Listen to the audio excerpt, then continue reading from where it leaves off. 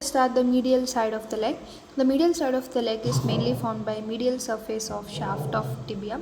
So on the tibia side it is present. The greater part of the surface is subcutaneous and it is covered only by skin and superficial fascia. But in upper part, however, the surface provides attachment to tibial collateral ligament. So we can see the next diagram here. So in the upper part there is attachment of tibial collateral ligament, because on the upper side there is a knee joint, right? So there is attachment of tibial collateral ligament near the medial border and provides insertion to sartorius muscle, right? And also the gracilis muscle here, gracilis, and also provides insertion to the semitendinosus muscle, right, especially in front of the ligament. So all of which are mainly covered by the thin layer of deep fascia. Next, there is also a great saphenous vein and saphenous nerve lying in the superficial fascia. So about this already we discussed in the beginning only what are the superficial and deep fascia, right? In the superficial fascia you'll have the cutaneous nerves, arteries, right? Already discussed, and also veins. So coming to the skin and fascia and periosteum on the surface are supplied by saphenous nerve, especially on the medial side, right? And the tibial collateral ligament morphologically represents the degenerated part of tendon of adductor magnus. So actually adductor magnus only, it is degenerated to form a tendon-like structure, that is our tibial collateral ligament.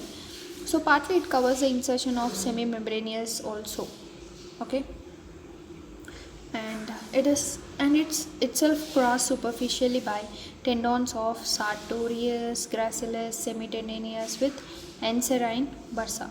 So what is Serene Bursa? You can see here this one is called as Serene Bursa, this pink side structure, okay. So it's Serene Bursa is around all these muscles that like sartorius, gracilis, semitendinous, okay.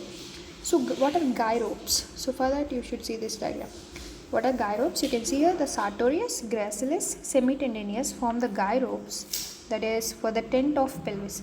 So actually they form a tent-like structure around the pelvis. So that is called as gyropes, which is formed by sartorius, gracilis and semitendinous muscle, okay.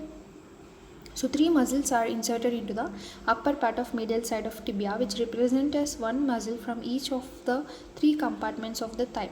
So they correspond to the three elements of the hip bone, that is the sartorius. You know that the sartorius belongs to this one, right?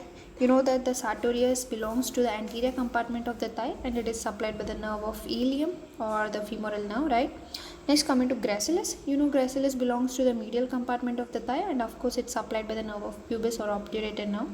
And next, coming to semitendinosus, it's belonging to the posterior compartment of the thigh and it is supplied by the nerve of ischium or the sciatic nerve, right? So these three muscles are anchored below at one point and they spread out above to span the pelvis like three strings of a tent.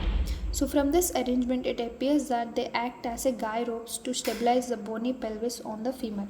So this is the anterior superior iliac spine of the pelvic bone and this is the pubis and this is the ischial tuberosity of ischium.